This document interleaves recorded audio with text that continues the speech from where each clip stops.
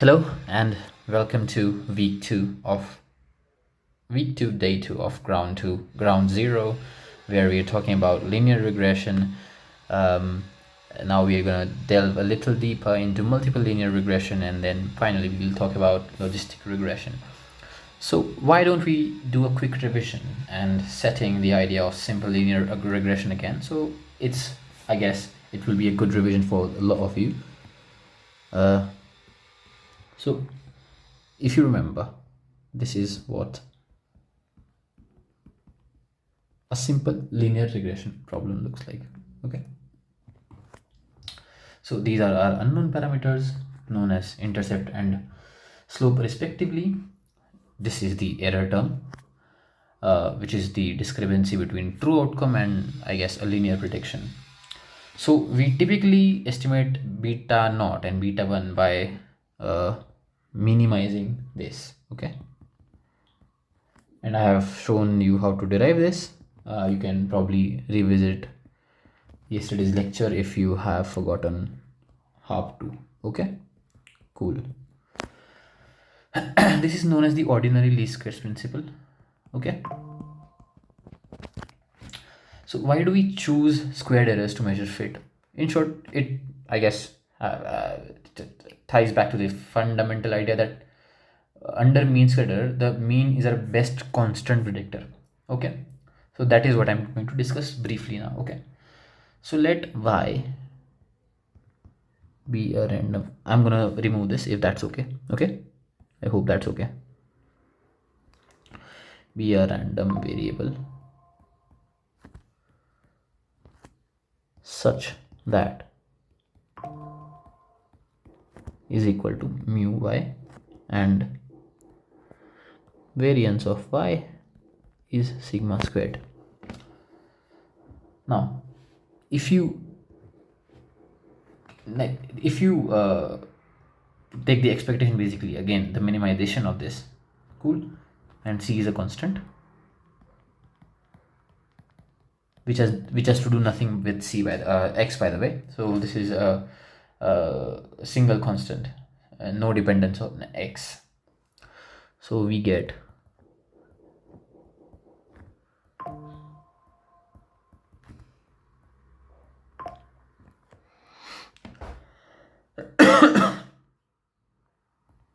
c whole squared. Okay, so if you recognize, this is the form of a squared plus b squared plus 2ab. Therefore we get e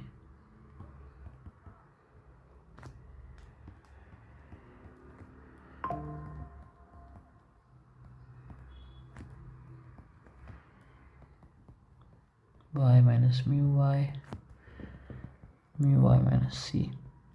So if you know this is the and if you know the linearity property of expectation, you would be able to recognize that this would break at every operation that you can see here, positive. So this is the uh, expectation of variance. This is a constant term, so it will just come out c whole squared. And if this you recognize, this will go to 0 because expectation of y, as we've been given, is equal to mu y minus mu y is equal to 0, and this whole expression turns to 0. So this is what we get. So this expression is greater than equal to this expression. This will be equal only when c is equal to mu y. So from this exercise we can establish that mean is a best constant predictor under square laws. So now we are going to replace that same thing, the constant, with a function m of x, right, such that this becomes the minimizer, expectation of y, y given x at a particular value. So we assume m of x is a linear function, that is m of x is again beta naught plus beta 1 x. So we are effectively searching for line whose vertical, I guess, deviations from y are minimized in the data. So this is the principle that underpins linear regression, and this extends to multiple regression. Multiple regression is a similar problem, but we have multiple predictors here, and the reasoning is the same. If you want to reduce mean squared error, you model the conditional mean using a linear, or I guess linear-ish, I guess in this sense, formula. But now we have multiple explanatory factors here. Let's talk about that now. So this you can model it by yi beta naught plus beta 1 xi 1 plus all the way up to beta k xik, okay, plus ei, where I is equal to 1 n. So yi is the outcome for the ith observation. x1 xi1 to xik are the values of k predictors for the ith observation, and ei is the error term. So this can be compressed and compacted into a matrix vector form, which I will write now. So n by 1 can be represented as an n by 1 vector of responses, which gets us y1 all the way to yn. Cool. Similarly, we get x and n times k plus 1 matrix of predictors, okay, which, when of course first column is all ones to account for the intercept beta naught. The remaining constants correspond to x1 to xk all the way up to xk, okay.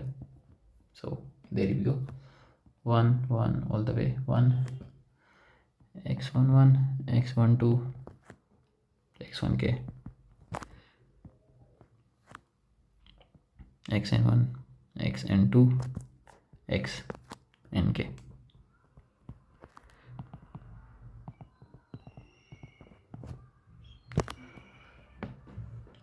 We have, of course, beta, the vector of unknown coefficients to estimate. So we have beta naught all the way up to beta k.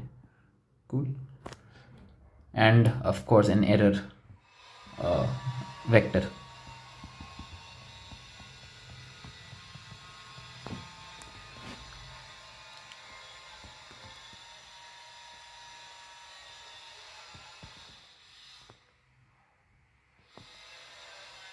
I'm sorry for the noise, by the way. There is nothing I can do about it for this construction thing that's going around in the area. I apologize, by the way, for that again. So this can be neatly represented in this format, where this is x, you can see beta here, and then e here. So the assumptions underpinning this model, okay, this is the multiple regression model, is linearity assumptions. Basically, this is the foundation for these things. The relationship between predictors x and the mean of y is linear in the parameters. There is an assumption called homoscedasticity. This the error I has constant variance for all the i's, and more formally speaking, var variance of e is equal to square this quantity. There is no autocorrelation. All the errors are uncorrelated with each other, and the mean of this is 0. Okay, so we can do an estimation of beta by least squares. So we have to set up a problem like we did before, right? Yi minus beta 1 xi1 all the way to beta k xik squared. In matrix forms, I'll write it in a matrix form. This gives y minus x beta transposed y minus x.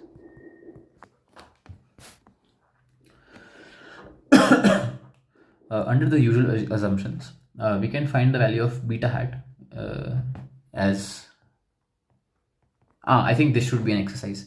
You can please let me know how would you compute the OLS estimator in this case. Homework. I'm gonna write. Or should I write the equation and then maybe you can share a solution, or how do you derive that? Also, it's a little tricky, so it's fine if I won't hold you to it, but I just let it write it down in order for you to just get to know what it is.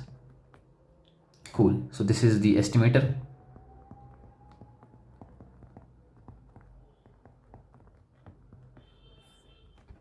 Right. And this would be crazy because you will have to take partial derivatives with respect to a lot of the variables, k variables, and that's why it's easier to represent it in a matrix format. So do visit if you do try to think about this whenever you get the time to do so.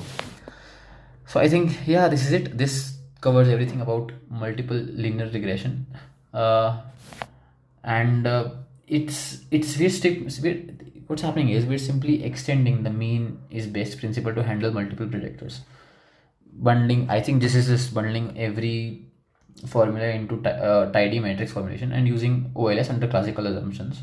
It's a direct, no nonsense extension of linear regression. So with this aside, I think it's only prudent that I now move on to logistic regression, logistic framework. Cool. So what is the difference? Let's just start by defining the difference between logistic regression and linear regression. So in many scenarios, response variable y is not continuous number but often a class label, which is like a pseudo coded into ones and zeros. For instance, y is equal to 1 might indicate a presence or an absence, or success or a failure of a given trial that you're doing. And there is a natural question that people have is, why just not fit a line? Why just not apply OLS technique and we get the thing? But let's just see why. So under ordinary linear regression, we posit that. So this expression can output values below 0 or above 1, which is obviously invalid for probability because ultimately we are computing posterior probabilities for classification in a classification framework. So to keep the modeled probability in the range of 0 to 1, we need to map the 0 to 1 domain onto the domain of this, which is again minus negative infinity to infinity. That's where we utilize, and to bridge this gap, we use a function called a link function. Without it, a naive linear model could just spit out nonsense, such as negative probabilities, and that would not make sense for a classification problem. Now, logit function, link function. So the key insight behind logistic regression is to model not py equal to n, py that y is a certain class given x directly, but rather the logit of the probability. So logit of the probability is given as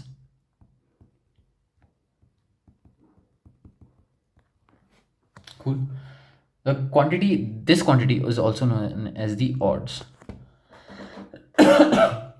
So it tells you how many times more likely success or whatever, like the one is than failure. So by taking the log of odds, you stretch the domain from 0 to 1 to negative infinity to infinity. That's precisely the domain that linear functions possess. In summary, I guess odds go from 0 to infinity and log odds go to negative infinity to infinity. Hence, a linear model, beta naught, like we discussed here, can nicely represent log because both live on the entirely real line. The simple logistic regression for two classes is given as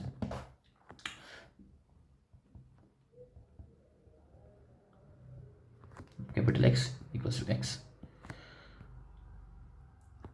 and 1 minus P y is equal to 1, X, capital X equals to X. This vanilla function. This is what you want to find. From that equation, we can solve for P of X directly. So we get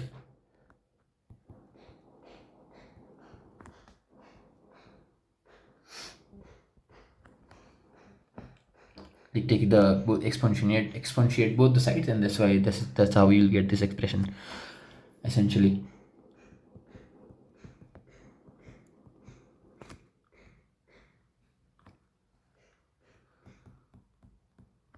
exponent is just e. Okay, so I'm just writing it so that even people with who are more familiar with the exp term are able to understand. So yeah, beta 1x. Cool. So this is the logistic function.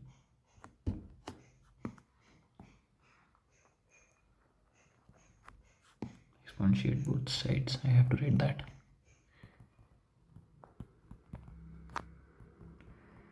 And make it simpler, you can use a property of logs which breaks down at, basically you can write this as log py equal to 1 given x equal to x minus this value, because logs have a property that break at division. So you can utilize that if you want to do that, but I don't think it would be necessary in any case. Moving further, so this is a right model for classification, because unlike linear regression, logistic regression cannot predict probabilities outside of 0 1, which would be again nonsensical. So if there is an assumption, or like a assumption of Bernoulli outcomes, right? Maximum likelihood estimation for logistic regression is well defined.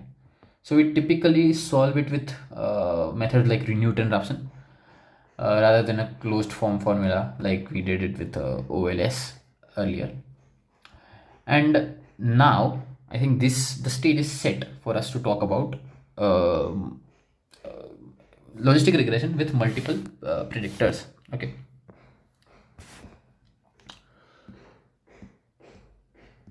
Multiple predictors. Now suppose there are j plus 1 possible classes. Earlier we had 2, now we had j plus 1.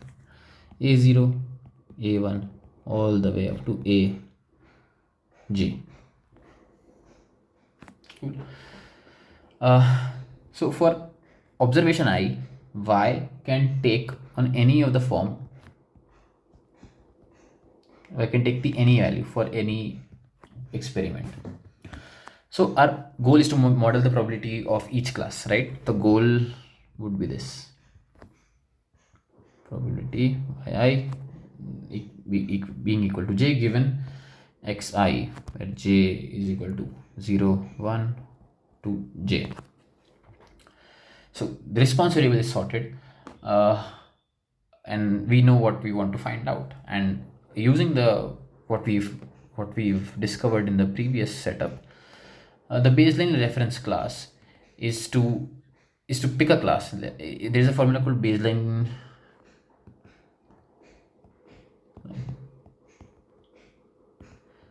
So you can pick up class, let's say class 1, and model the log of each class j against that baseline.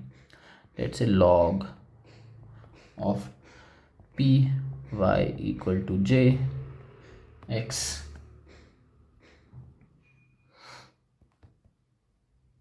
py equal to 1 x would equal beta naught j plus beta j transpose. So this is transpose x, because again there are multiple classes that they can take, so it's easier to just take a transpose, and also helps to multiply these two things. So j is takes all the value except 1. Let me write it in a better way: except j equals to 1. So it can take all the values in j except when j is equal to 1. So if j is equal to 1, we revert to the binary logic. It's like for every class, let's say 0, 1, we revert to the binary logic, and then we compute this is computed. So another way is to express the posterior probabilities from the log odds equation that have been discussed. I think this is what you can solve for: posterior probabilities.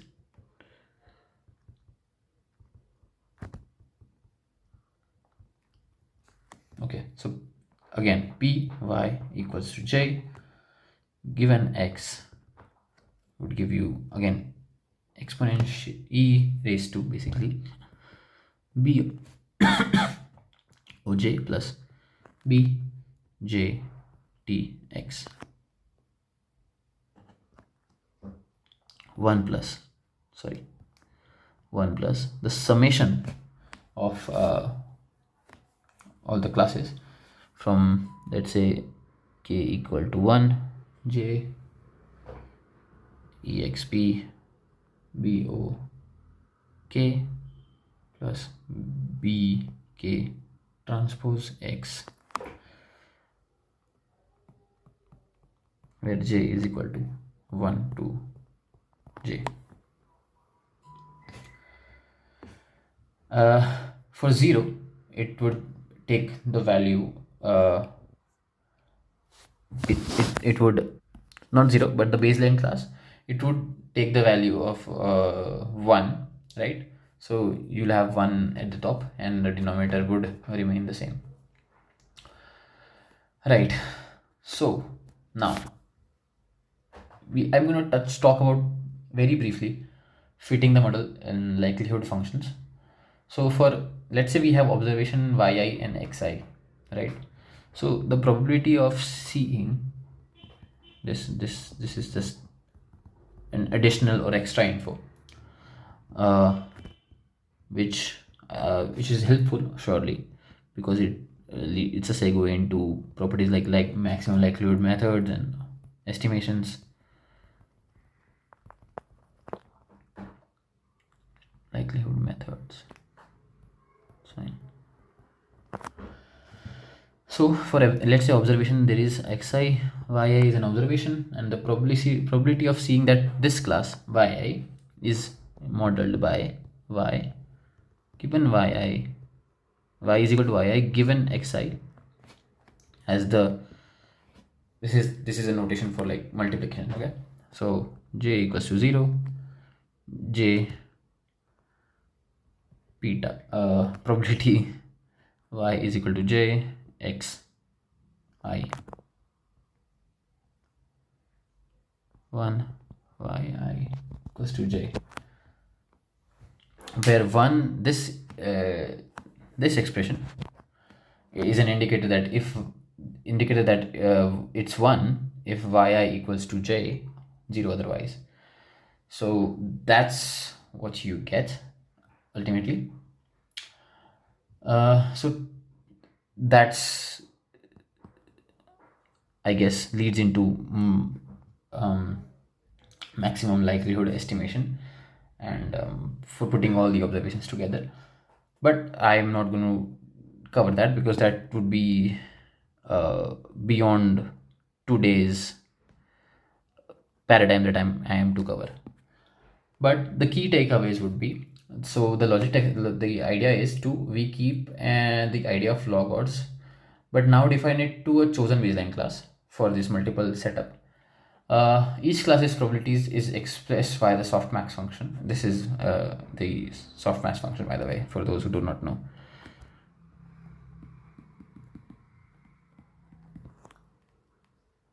Cool. Not this, but yeah, this is the softmax function. So the interpretation is beta 0j and beta j, no matter how class j, any class j, could be 1 to j, the capital J, compares to the baseline in terms of log odds. And we use maximum likelihood methods, which is solved by iterating over different numerical methods, and then predict the class with the highest posterior probabilities. So that is all about multiple logistic regression, and I hope you like the video. Let us know if there is anything which you need more clarity upon. But yeah, I hope this really helps you, and I hope you smash it going forward in the interviews or in any case, in any setting. Hope you have a really good day. Bye bye.